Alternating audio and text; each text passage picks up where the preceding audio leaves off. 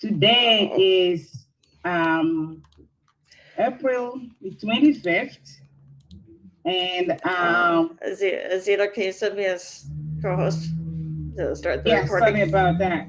Sorry about that. Okay, so yeah, making Emily a co-host here. It's been a while, 3 weeks. It feels like 10 years that I've been away from Recording our in progress. podcast. And I am so thankful for our audience who have reached out to me and sympathized with me. I lost my mom some time back and then went 3 weeks ago to Africa to do her funeral. So that was done on April 14th, and just came back a couple of days ago, still struggling with the jet lag. And those of us that travel understand what I mean by jet lag, and that is the time frame, the plane trip, all of that have an impact on all of us. Each time anyone travels, you go home to your regular routine. It takes a while. It just does not kick in immediately. So you got to be gentle with yourself. And that's what I'm doing, taking it one day at a time. Coupled with the situation I'm in of mourning the death of my mom, we're thankful no matter how old a mother is, she's still a mother. But we are thankful that my mom spent 93 years on earth with us. And we're thankful. We still miss her. We love her. But we believe that she is at a better place right now. And that's our consolation.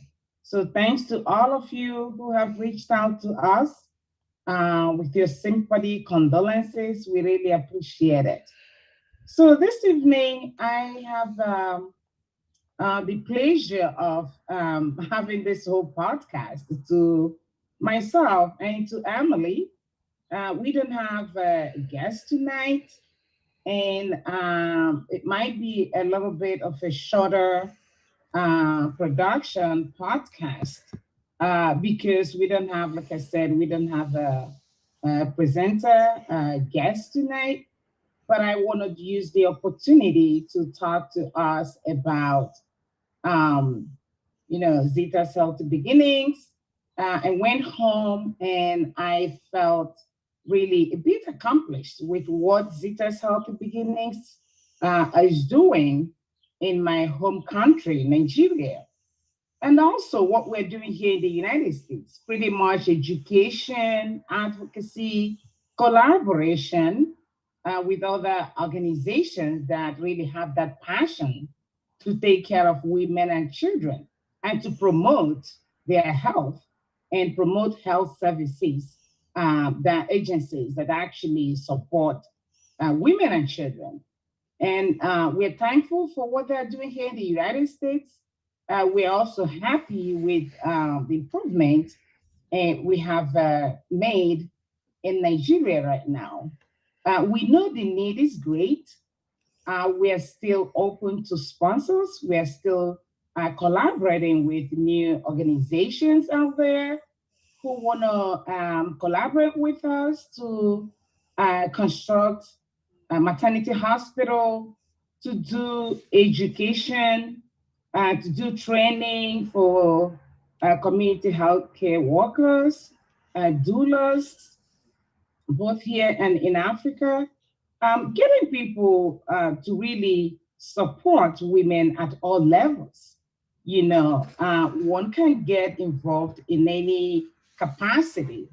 I have always emphasized that training a woman is actually training a nation, because when you educate a woman, you support a woman, that woman lives in a family and she has the capability of pulling that family together, of developing that family, bringing life, bringing love, making sure that everybody's taken care of. And that is the natural gift of women And all we need to do is recognize that, support women, give them the respect, the recognition they need to do all they have been curated to do. Um, as research and evidence has proved that for one to recognize or measure the health of any nation, you just have to look at the health of the women and children in that nation. And when we look at the health of the women and children here in the United States, it's not really something to write home about. It's not really thrilling. And same the story is in Africa, particularly in Nigeria, where we have a high mortality rate for women and children. And we know that they are preventable. Most of these cases, honestly, they are preventable. So meaning that if a woman is being taken care of, even before she gets pregnant or even before she gets married, thinking about her having her own family, if that woman is taken care of through education, through support, through nurturing, she learns how to take care of her body. She learns how to get herself ready for a family. And when she gets married and gets have her own babies, she knows how to take care of them and take care of herself. And this is what is really lacking, is that a lot of young women these days do not get the opportunity to be educated, to be supported. A lot of them are single moms. Some of them are really babies, having babies. You find a teenager having babies, and she has not even grown to take care of her own self, not to talk of taking care of a baby. And what happens? You end up with all kinds of complications, even starting from pregnancy. They don't really eat well. They don't know what even it means to have a nourishment that supports their own system that will help them carry the baby. So we end up having all these situations that lead to mortality. And that is a problem we're facing here in the United States and elsewhere in the world. Unfortunately, our headline news, they do not really carry this information. They don't.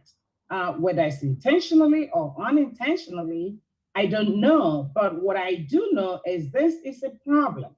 This is a concern that we cannot keep looking away from. We have to face it head on. We have to find out, ask ourselves individually as well as collectively, what can we do? How can we support our women, our young girls? How do we support them individually and as a group? You know, in families these days, you hardly see a family that even stays together, eating together or talking to one another in a very, positive manner. We are all busy chasing one thing or the other. And many of us have more than two jobs. And if one is spending all those hours at work, what time do they have for themselves to sit, to rest, not to talk of paying attention to what is going on in their environment, or even talking about finding out how their kids are doing? These are all the challenges we face this day and age. And we know that they really have a ripple effect. The effect we are seeing today, which is very negative, is that a lot of young people, especially girls, are left unassisted. And what happens, they end up with this kind of pregnancy that were not even planned, that were not even supported. And some of them end up like what I've just said earlier, not getting the medical attention that they need when they are pregnant. And then during childbirth, some of them don't even make it. And those that do majority end up with cesarean section. And then, of course, there are complications with that, both for the mother and for the baby. So when we look at all of that, we know that we're really not playing our own roles, as healthcare providers. We're lacking in so many ways. I know that there's a whole lot of short staff in so many healthcare settings today. But what is also important is that we support these women we're talking about, get them to be more interested in even pursuing healthcare professions, nursing, midwifery, medical, um, you know, like get them to recognize the need for them to get educated and get a certificate that provides them with the opportunity to get a job or to start their own business that will provide income that supports them and supports their own family. So this evening, I know that, you know, um, it's something that people may be saying, we hear this all the time. But yes, we sing it like a sing song just because we are still struggling with it. It's still a need, it's still a problem. We haven't really totally taken care of this situation.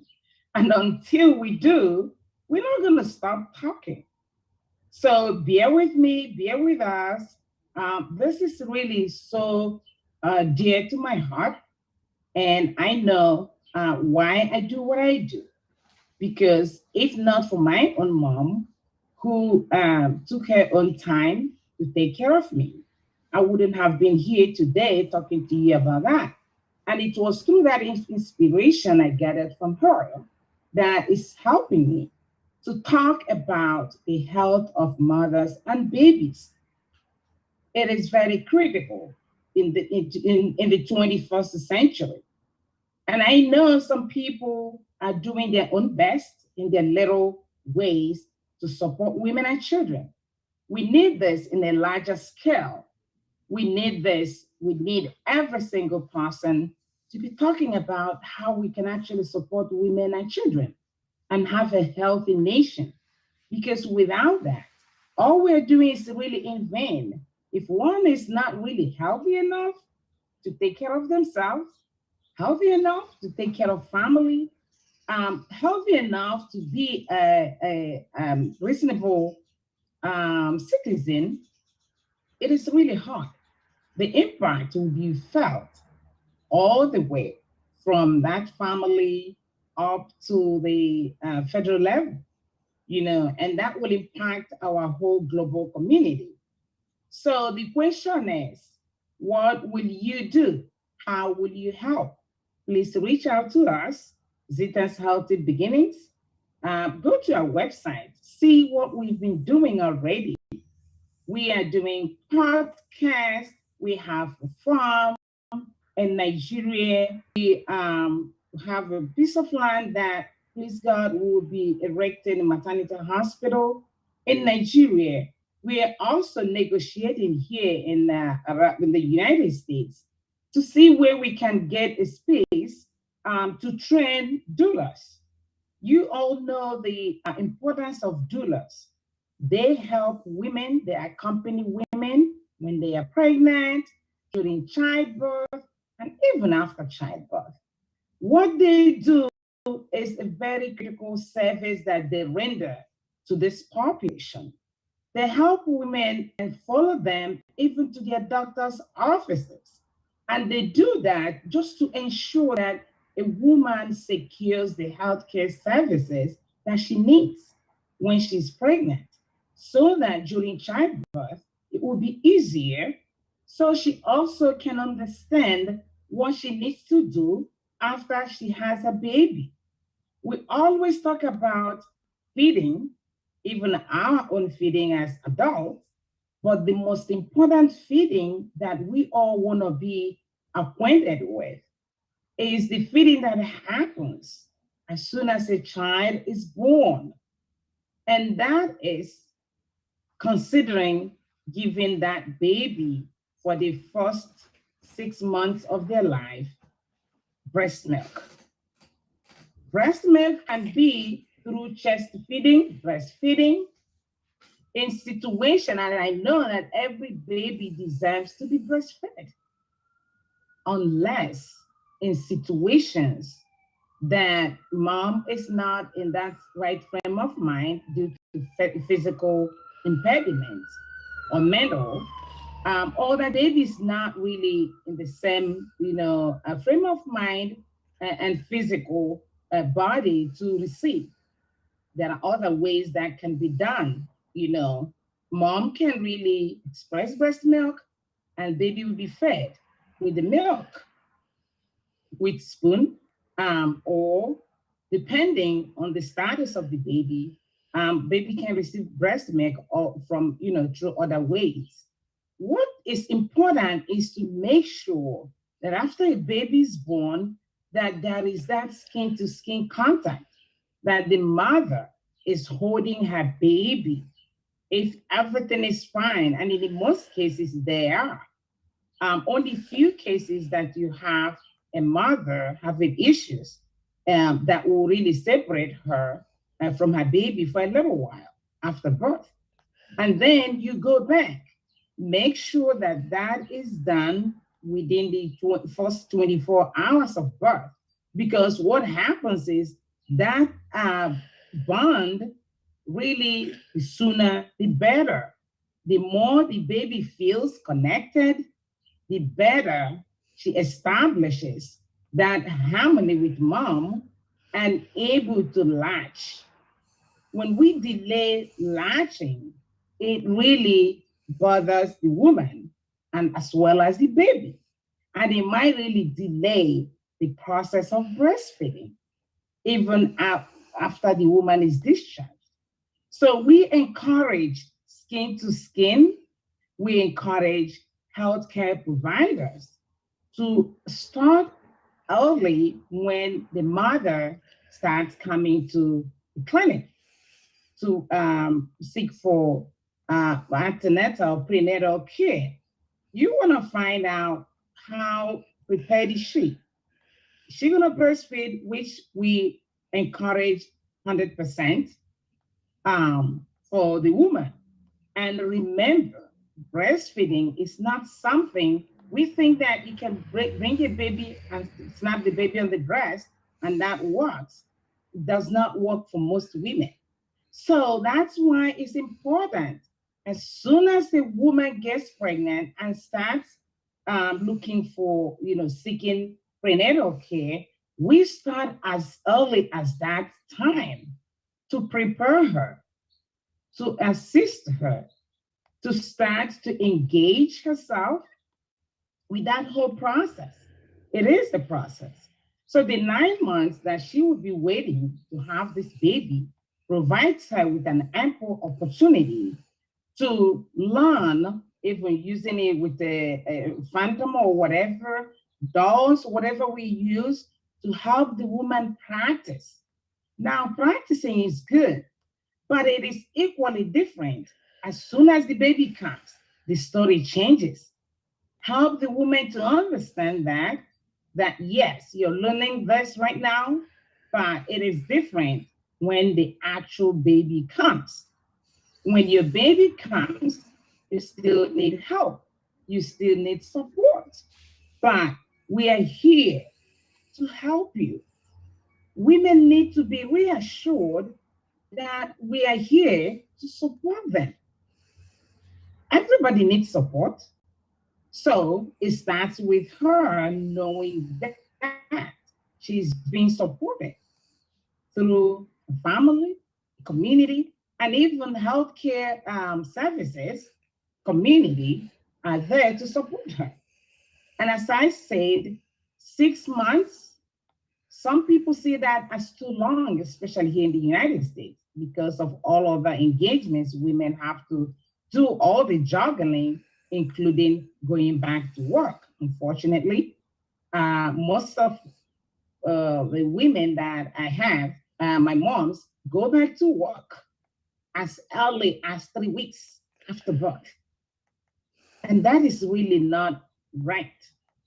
Yes, I'm glad to hear that that whole thing is changing right now, but we know that a woman needs at least 12 weeks after she has a baby to recuperate, to allow all the hormones that were really kind of displaced somehow while she was pregnant, to get the chance to go back and start functioning like normal, allow her uterus to go back to the normal shape, allow her to regain that energy, to get the nutrients and get the regular sleep that she was deprived of. In fact, during childbirth, she also gets deprived of sleep just because of the adjustment and readjustment that happens after the baby comes.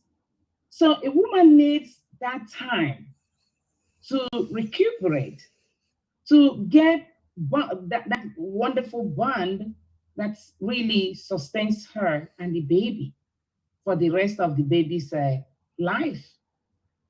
It's unfortunate that due to the way things are in this country, women are no longer getting that luxury to take care of their babies like they should.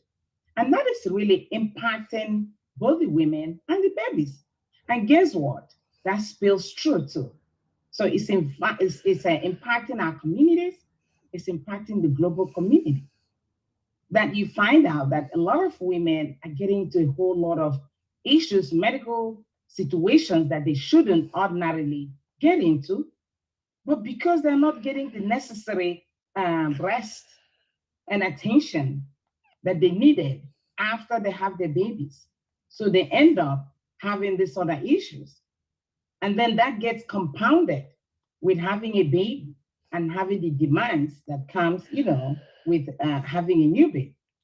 So what I'm doing, Zita's Healthy Beginnings, we're doing is to bring that awareness, to continue to provide education, to continue to provide advocacy, to talk to the power that they're right, for them to understand the critical need for women to really get the time, get the energy, get everything that they need, they require to really be part of, play their own role as women.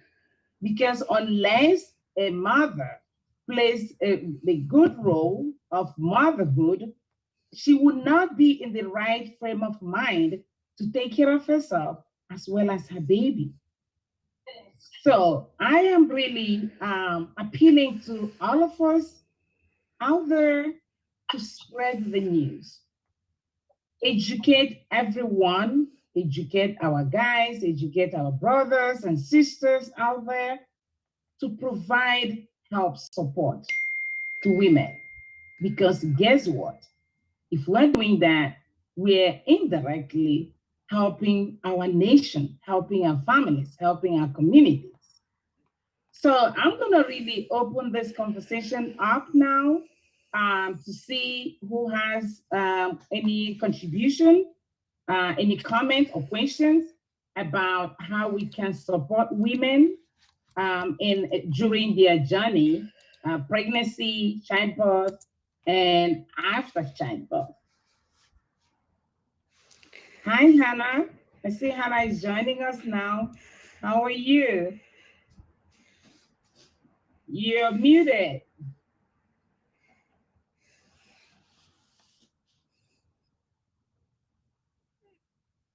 I couldn't get all my emails. I couldn't get all my emails, and I'm down in Florida. Oh yeah, you're still in Florida. Okay. I'll be up soon. Okay. I'll be back. Okay, great. Good. Are you enjoying the good weather? Yeah, it's raining. It's okay. Oh, really?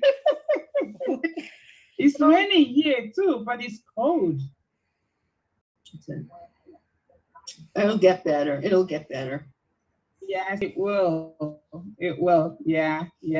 So I was just reiterating, the mission and the vision of Zita's Healthy Beginnings. what our goals of reducing the maternal and infant mortality rate, both here in the United States and elsewhere in the world, particularly in Nigeria right now. And I was emphasizing the need for all of us to support young women, to support families, to support communities, and also to recognize that whatever we are doing for women, we are indirectly building our nation. Because without that, we cannot really accomplish our healthcare goals. So I'm leaving it out open to anyone that wants to make any comments. To please do.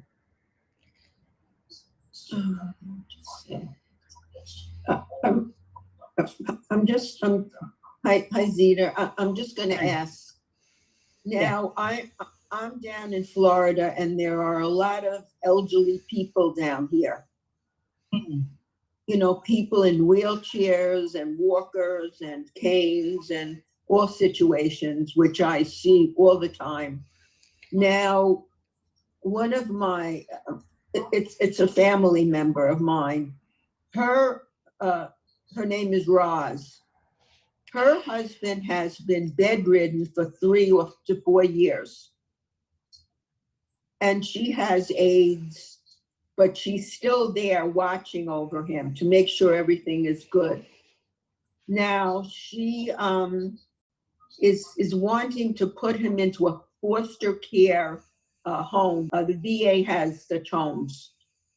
And she's having difficulty because they don't always take people who are bedridden, and it's just very, very frustrating. So, you talk about women. I mean, we have to help women, young women, and even, elderly women who are Right. facing these challenges. No. So, and It's she, sad. Yeah. I'm sorry. No, I was just saying that it's sad that they won't take care of him. That's actually when he needs the care. Right. Well, these it's called a VA foster home. They have a few people, and they have someone that owns the home, either a single person or a couple, and they take these people in. However, it sounds to me like it's necessary to be more mobile. And, he's not mobile, maybe years ago, but now he's not. Okay. Yeah, it's frustrating. So I'm there helping her because her family is up in New York. That's really a good thing that you're doing, because when one is what we classify in medical terms as total care, it becomes a huge issue, and a lot of places won't take them. It will be just going to the pure nursing home, which is not really easy. A lot of places are filled up already. Yeah. And it becomes hard for a family member, to take care of them.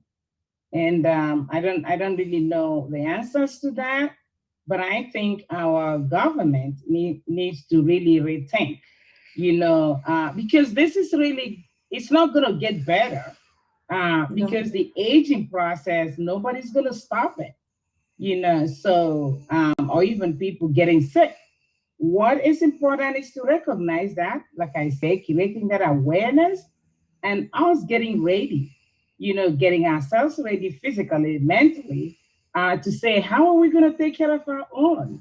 Because aging is normal, it's natural.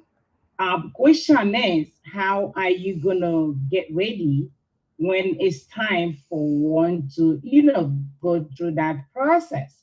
What is the medical field putting into place for people of that nature, so they can really live the rest of their lives in a very comfortable environment? Because we all deserve that. Right. That is very important.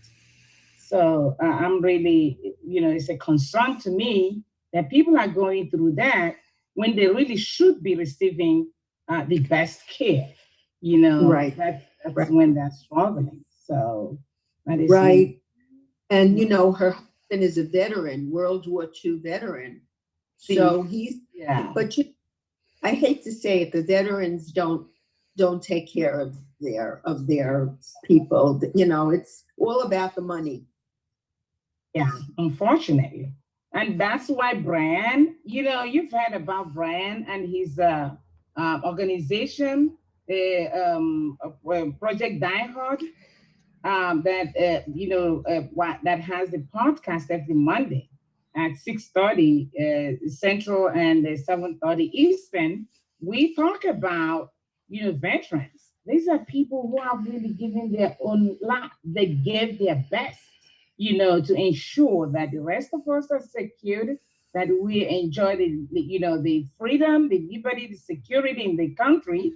And then when they are in need, unfortunately, they don't get the hope, they don't get the support that they really so deserve. And that really breaks my heart to hear, that people that have given so much are not really, getting the attention that they need during their time of need. So it's really sad.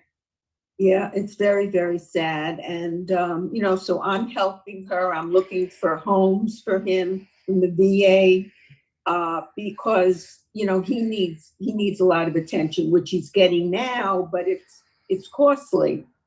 Yes. So, and the VA charges also. If you go into one of these homes, they charge. They do charge, I think I heard 2,000 to 4,000 a month. Wow. And who pays that? Who pays that then? Yes. Is that the family? The family Right. pays that? Well, he has to pay that. And then, right now he's at home and he's getting care from private agencies and the VA. But they don't always are trained to handle someone like him. So it's sad. Yes, it is. Yeah, and then the wife is going above and beyond, and she might be doing too much to the point that she might, not be able to continue doing that, and that might affect her own health as well. Yeah, And that is exactly. not good. Yeah. No. And the assisted living facilities, I don't know about New York, but very expensive down here in Florida. The independent living, assisted living. Right. It's just unbelievable. So I'm doing what I can for her, and hopefully things will work out. Or she might just have to keep him in the way it is now in the house, and he has AIDS, and so we'll have to take it one day at a time. Yeah.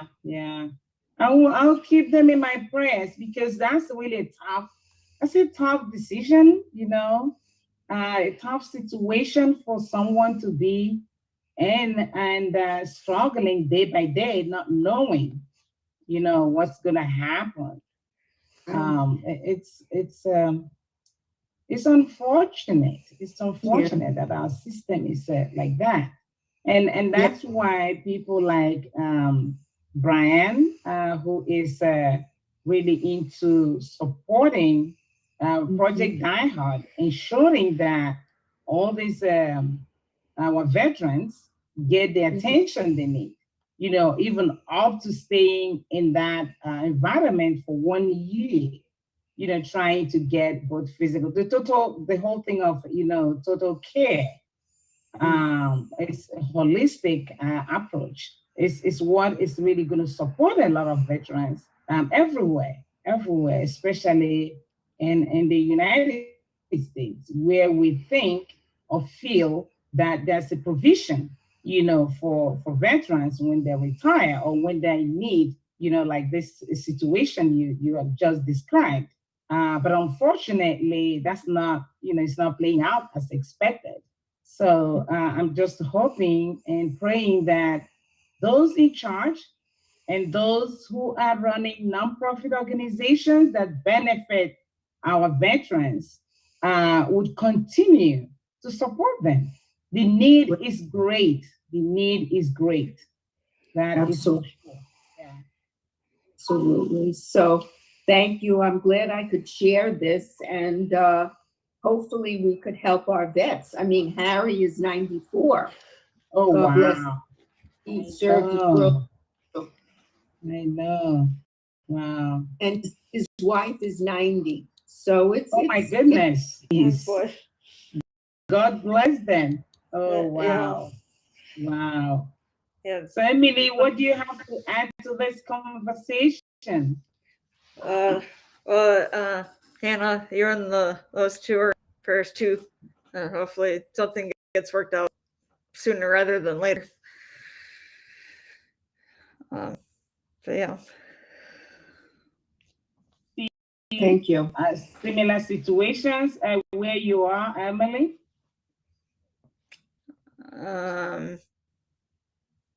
I'm sure there probably are situations. I'm not thinking of any yet, or know of any at the moment, but or at least to that end. No, But it's really a concern. Yeah, it's a concern. yeah, you know, it just came to my mind. Howard, I think his last name is Woprin, and he's involved with the Happy Neighborhood Project. Is it Harold? Yeah. I remember he was going to have a podcast on about the. I don't know if it. Howard Wolfhard, I think. Oh, I don't know if that ever materialized. So he was going to have a podcast regarding veterans. I remember this. This was, oh my God, maybe last year he was talking about it. And he wanted to have a podcast, and I gave him some information. So I don't know if that has ever materialized. I think I may know who you're talking about, but I can look into it and see anything. I don't know, but I don't know. Yeah. I think it's only Brian that I know that is doing something, in that area, as well as doing a podcast. It would really be great if more people are talking about this, because honestly, the only way we can tackle some of these issues is like we are constantly bringing it to the surface, let people be aware of it. And Right. Because if you're not talking about it, people just simply forget about it, and this is a priority. We just cannot sweep it under the blanket and think that everything is okay, because it is not. It is not. Yeah. No, and then these veterans end up in a nursing home. They end up in the nursing home, and I'm not sure. I hope they're getting good care in the nursing home. Yeah, I hope so too, because my experience of nursing home is that really the care providers there are overwhelmed with total care. They work short most of the time, unfortunately, and you don't really guarantee that 100% care, because the acuity is pretty high. And I mean, Right. people can do so much, in 24 hours or 8 hours or 12 hours. And these people also have, some of them are still taking care of some sick members in their homes. So, I mean, people are so overwhelmed, I don't know what the answers are, but this is the reality we are all dealing with, so. Right. And, a lot of these healthcare people, they have other jobs. They have second jobs. Exactly. That's the thing. Yeah. Trying to make both ends meet. And I mean, there's so much one person can do when it comes to healthcare. It's really a huge issue that we all need to put our heads together to come up with some solution, you know. Right. Yeah. Right. And look, our government, I'm not even going to go into that, but yeah, I mean, we need to provide more care for our seniors, for our senior citizens. I mean, but anyway, all we could do is connect with each other and try to support each other. I'm a Rotarian, so, we have different programs and we send money to Africa and Nigeria. So, we have shelter box. So we are doing these things. But, you can't do it alone. No, nobody does it alone. That's why we talk about collaboration. We need to collaborate with the agencies, whether they're local or international, because nobody can do it alone. And when we have more hands dealing with issues, it makes it lighter, and people and success comes easier. But when it's one person, it can be very difficult and overwhelming sometimes. Yeah. Well, thank you for letting me share. Yeah, thanks for sharing. I Yeah, appreciate it. Yeah, thank you for Thank you. Yeah, thank you for coming on and joining us too. Yeah, yes. Able to. I'm so happy I got in because I'm not getting all my emails. I don't know. I have to probably delete more of them. I'm a lot of emails, so I'm just so happy that I could attend tonight. I know. I'm glad. I'm glad you joined us. Yeah, I'm glad you joined us. Always we are thankful and grateful to the this network that is giving us the opportunity to broadcast and share with our audience and invite friends to listen to what we have to offer. Check us out on our website. Check us out on LinkedIn, World of Women Podcast. We're everywhere. We're asking people to collaborate with us. That is the only way we can make any impact. We just said that nobody can do this on their own. It's not possible. If we are collectively pursuing a cause, it makes it easier to accomplish. So we are asking our friends to join, become our partners with Zita's Healthy Beginnings, Global Stars of Mary, which is our ministry, and also World of Women podcast. Please reach out to us through Emily, Cart, me. I have my email address out there. I have my phone number. If you have any questions, concerns, please reach out to us. We are here to answer your questions. We are here to collaborate with you, to listen to your needs and find collective ways of meeting those needs. Our brother's keeper, and together we thrive. Nobody does that on their own. So thank you. World of Women podcast is every Tuesday at 8 p.m. Eastern. And we invite you to join us. Be our, if you have the zeal, you have the gift to be a guest, please, you're welcome. Contact us. We are looking for guest speakers to come and share their life experience with us on this podcast. So thank you so much for coming. Thank you so much, Hannah. Give a love to your friend. And thank you so much, Emily. Until next week, stay safe and stay warm. Yes. Bye. Recording stopped. Bye. Thank you. Thanks. Bye-bye. It's so good to see you guys. Thank you. Bye-bye. Bye. Have a good night.